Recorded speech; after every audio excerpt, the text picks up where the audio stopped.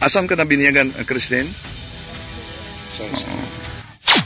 Nag-sorry na ang viral content creator na dumura umano sa lagayan ng holy water ng isang simbahan sa Misamis Occidental. Ipinasarapan samantala ang isang simbahan sa Misamis Occidental matapos duraan umano ng isang vlogger ang lagayan ng holy water. Opo, kumuha ako ng sobre tapos binalik ko agad tapos tumingin ako sa holy water kasi ang meaning doon, nag-wish ako doon sa holy water. Yun na yung meaning ko doon. Kahit nasa buhay ko hindi perfecto, ganun. Sa mga content ko, laswa-laswa na, pero wala akong magagawa kasi kailangan kong kumita ng pera. Matungian po ang tao na naghimos sa pagpanamas-tamas sa simbahan sa San Juan Bautista. Ato siya po kay importante man na siya adunay pag-usap sa iyang kinabuhi.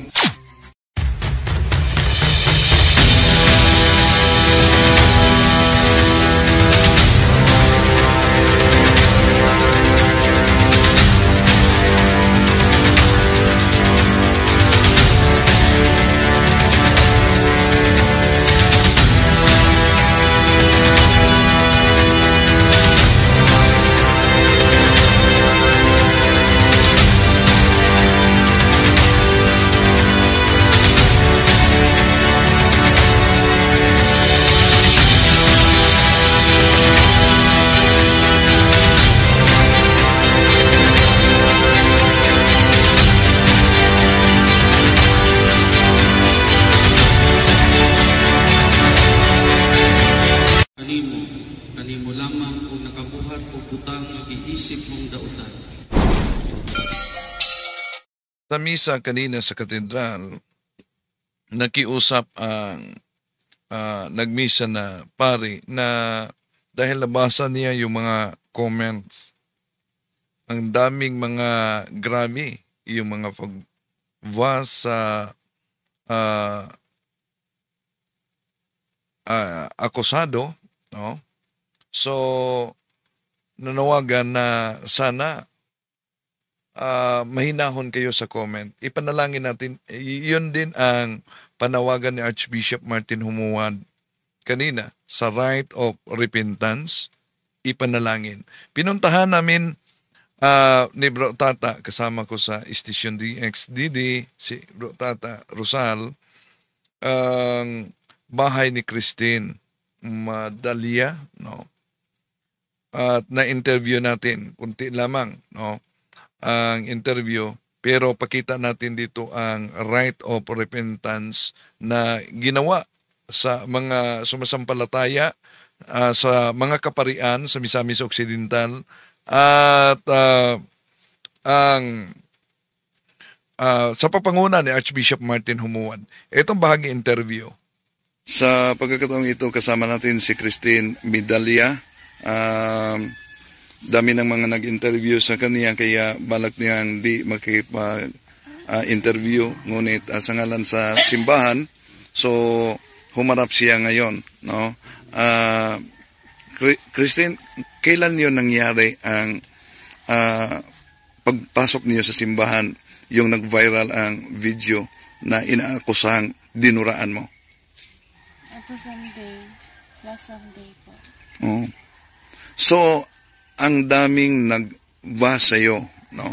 At may mga natanggap ka na death? Totoo? Oo, daghan ka ayo jud. Text, tinexan ka? Oh, dili through post and on messenger, daghan. Anong sabi? Pat yun ko, nakitaan ko ni Jimenez. Pag makita kanila dito sa Jimenez, papatayin ka daw. So, ipablatter mo yan.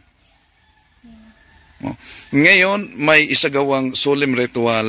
Iyon, sa mga nagbanta sa kanyang buhay, pwede kayong masampahan ng kaso, no? Pinablatter na yon at kinuha na yung nasa social media. Una, sana mahinahon kayo mga kapatid, no? Kaugnay dito. Lalo na yung mga nagbanta talaga kanina, pagkatapos nitong interview, nagpunta sila sa police station para ipablatter. Dahil kung anong mangyari sa kanya, di ba, malaking posibilidad damay ang simbahang Katoliko. Di ba? May mga nagbanta talaga. Literal na mga nagagalit, nagbanta sa kanyang buhay. Tuloy natin. For the right for repentance, ang isasagawa sa katedral, sa Jimenez, ano ang gusto mong ipaabot sa mga kaparian at sa obispo? Gusto ko mag-sorry sa mga Father, sa lahat ng simbahang Katoliko na hindi ko nagagawa yun. Kung may nalabastagan kami, nabigyan ng holy water na hindi dapat. Kasi sacred yun, pero hindi talaga ako lumura yung wadyo ko nalawa dito. Maski kamatay pa na ako, wala dyan. So ang sabi niya, hindi dinuraan niya. Nag-wish lang siya.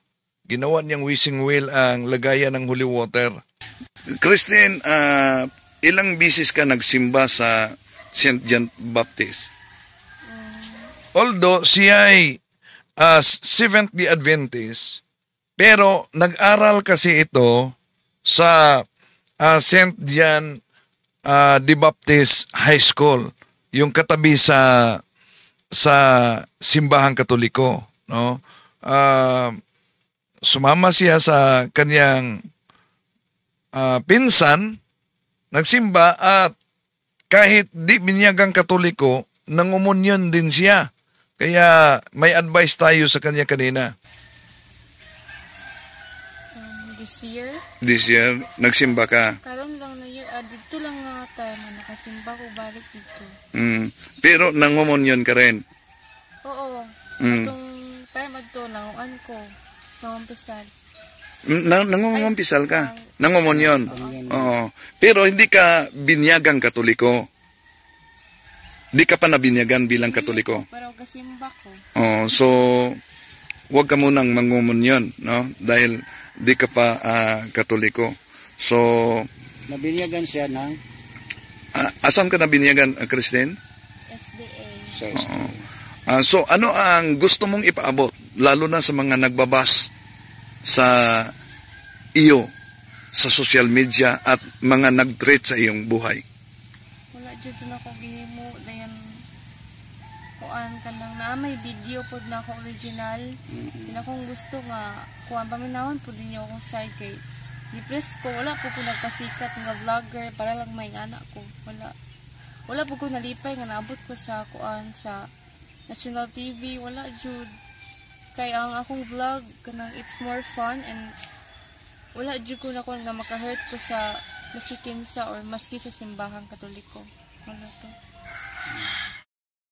At ito ang solemn rite of repentance na isinagawa sa pagpanguna ni Archbishop Martin Humuan.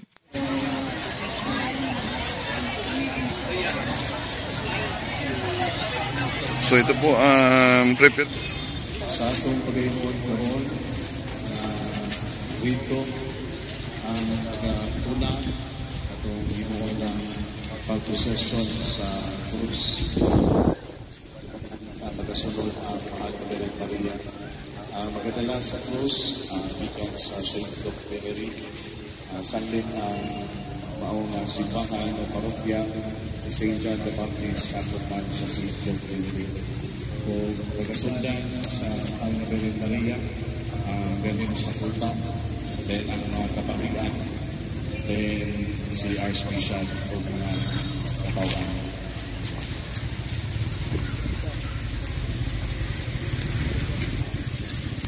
Ang pagkatapon Diyos na po sa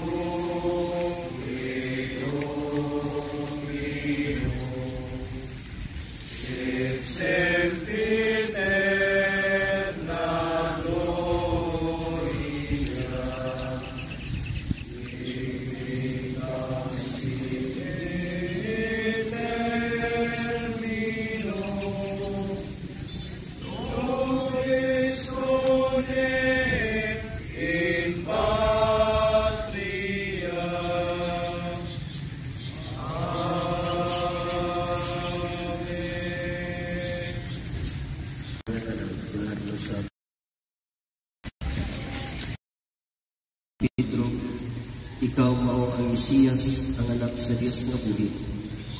Ingan siya ni Jesus, Simon, anak ni Jonas. Ulahan kagayon kay kining maong kamatuoran, ula mabot kanimo gikan sa bisan kinsang tao. Kung dili, ihatag kanimo sa akong amahan nga tuwa sa langit. Busa, sutihan ko ikaw si Pedro, kung ibabaw nining bato, tukuron ko ang akong simbahan, ug bisan gani ang kamatayon, dili gayon makabuntog niini. Ihatag ko kanimo ang mga yawi sa ginharian sa langit. Ang imong idili dinhi sa yuta, idili usab dito sa langit. Ug ang imong itugot dinhi sa yuta, itugot usab dito sa langit. Unya ipinahan ni Jesus ang iyang mga tinud-an nga dili sila manuginon kang bisan kinsa nga siya mao ang Mesiyas. Sukad niya itong higayuna, hingna ni Jesus ang iyang mga tinud-an sa tinaw na gayon nga pagkasulti.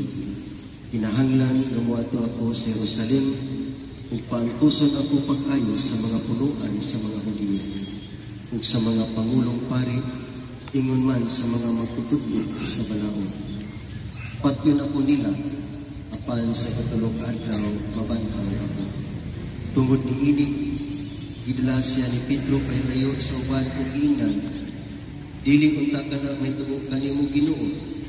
Biliso si Jesus mingon kang Pedro, pahawak sa tanas, nagbabag ka kanako, kay imong unahuna sa tao, ug dili sa Dios. Ang Ebanghelyo sa Ginoo. Gisiraduan tungod sa usa ka sala. Daghang nakutana nganuman nga sirad-an man ang simbahan nga usa ra man nakasala. Pero sa ako nang gikasulti, ang kasaypanan, ang kasalanan adunay gitawag og corporate personality nga ipasabot nga ang usa ka makasasala nakaapektar gayon sa katawhan. Sama sa gisulti ni San Pablo, dinang sa iyang sulat nito sa taga-Korinto, nga ang dunagali ang usa nga mag-antos, ang uban usab nga parte mag-antos usab. Mao nga kita nagkapundo nangayo og pasaylo sa itong mga sala o atong huna-hunaon nga ang pagpanamas-tamas sa simbahan usa ka pagpanamas-tamas usab sa Ginoo. Sanglin kita mga anak man sa Dios, mangayo kitang pasaylo sa atong mga kasaypanan. Atong nadungog ang Ebanghelyo. Nangutana, kinsa man ako sumala sa mga tao. Si Simon Pedro miingon, "You are the Messiah, the Son of God." Unya, sa laktod na pagkasulti, ang Ebanghelyo miingon, kay ang kamatayon, dili yun makabunto sa gugma sa Dios. Mao nga ang sala, dili yun mamahimong madaugon, kay kung ang katawhan mubalik sa Ginoo ug mangayo pasaylo. Ania kita tungod kay naghinulsol kita sa atong mga sala. Ania kita aron atong ipakita nga dako ang atong kalapasan o kita sayot nga ang gugma sa Dios mao gyud makabuntog sa kasalanan. Mao nga ania kita aron atong pangayoon sa Ginoo nga unta iya kitang pasayloon. Mga igsoon, ato yung ipakita na kita nagmasulukon sa pagsira sa ato na simbahan. O ako gahangyo kaninyo na inyo kong ipakita na doon na kamo'y pangandoy na musulod sa simbahan aron ato maabrihan og sayo. O ako pong ihangyo na doon na kita'y mga pag-ampo na buhaton karong adlawa ang tingali sa kagabion aron ato yun nga mapakita na kita naginulsol sa atong mga sala. Iampo nato ang atong mga kaigsuonan nga wala dinhi. Iampo nato nga ang Dios magmanuloyon o mapuno sa gugma o iya kita kapiton nga kita bumalik nga kaniya. Mga igsuon, kita diawhag yun sa simbahan nga atong yung hinulsulan ang atong mga sala o bumalik kita sa Ginoo. Tinaod na tining pagsira sa simbahan, kita makaalinggan na kita di ay nangandoy na makiguban sa Ginoo. Tinaod unta na sama ni Simon Pedro, kita maingon, "You are the Messiah, the Son of God." Gisulti sa Ebanghelyo nga parte yun sa kaluwasan ang pag-antos, nga parte yun ang mga kadisdanan aron adunay pagkabanhaw. Kita nga nagtapo karon nangayo pasaylo o kita miilang nga ang Ginoo o pasaylo gayon kanato. Ang importante mao nga atong ikapakita ang atong pagka-mahinulsulon. Sa hilom atong iampo ang tao nga naghimo sa pagpanamas-tamas sa simbahan sa San Juan Bautista. Ato siyang iampo kay importante man na siya adunay pag-usap sa iyang kinabuhi. Pero ang maong pag-ampo, dili lang anak kaniya, kundi anak usab kanato. Kay kita man ang nagkinahanglan nga pasayloon sa Ginoo. Manggilom kita ug atong pangayoon sa Ginoo nga unta kita iyang yung pasayloon. Tinaod unta nga human sulod niini kita usab mangumpisan. Ani may naghang mga pare mangumpisan kita kay usaman kini kakondisyon nga maabrihan ang simbahan kung anaa ang paghinulsol o gapakita ng mga tao anaa gayon sa pagbalik sa Ginoo pinagi sa konfesyon. Muna nga ako dito mong hangyoon nga mukumpisan kita ang mga pare mukumpisan ang obispo mukumpisan o kitang tanan mubalik sa Ginoo aron maabrihan ang simbahan tungod kay atong ipakita nga kita nagkinahanglan sa Ginoo, nagkinahanglan nga makiguban kaniya. Manghilom o mangayo kitang pasaylom sa atong mga kalapasan.